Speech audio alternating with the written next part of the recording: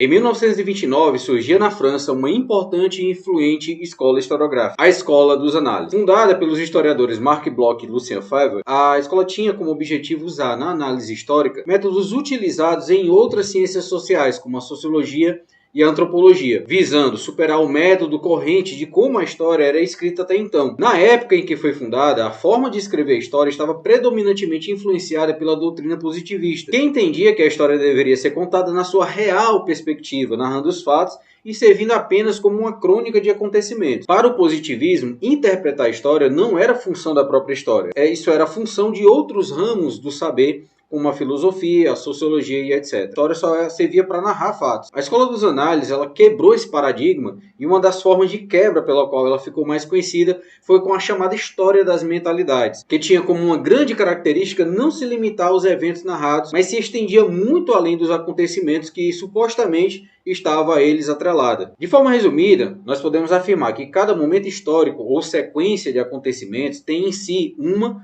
ou várias estruturas de mentalidade inerentes aos eventos históricos, que mesmo findando aqueles acontecimentos que dão certa materialidade a essas estruturas, tais mentalidades aparecem repercutindo pela chamada longa duração. Eu vou tentar aqui exemplificar para quem não é da área de história. A forma como a Escola dos Análises via a história nos ajuda a entender o dia 13 de maio de 1888, dia da assinatura da Lei Áurea pela Princesa Isabel, a chamada abolição jurídica da escravidão, que nesse dia 13 de maio de 2023 completa 135 anos. Muito embora o conjunto de eventos chamados de período escravista tenham chegado ao fim com a assinatura da Lei Áurea, nós sabemos muito bem que as estruturas de mentalidade que são características desse período ainda repercutem no decorrer da história. As duas principais estruturas que eu gostaria de citar aqui são a discriminação racial e a permanência do trabalho escravo. Como todo mundo sabe, estas duas modalidades típicas da mentalidade escravocrata ainda persistem no nosso país. A Casa Grande, ainda que tenha mudado para prédios de alto padrão ou casas de condomínio fechado, e a senzala tenha se transferido para as favelas ou alojamentos desprovidos das mínimas condições de higiene e dignidade,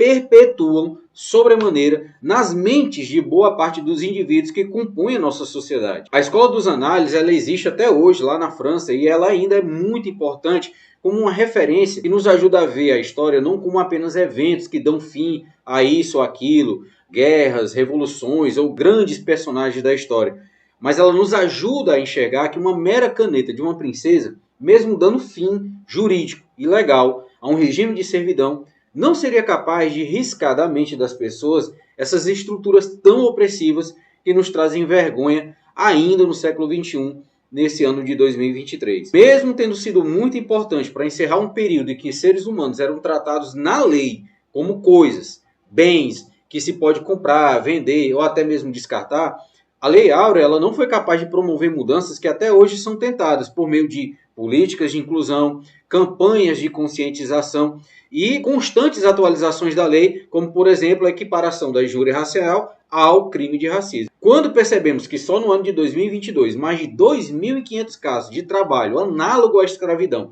foram identificados no Brasil, e que cerca de 85% das pessoas que foram libertadas dessa condição eram compostas por pretos e pardos, não é difícil entender que a escravidão é uma categoria histórica de mentalidade que tem possivelmente e ainda terá uma longa duração.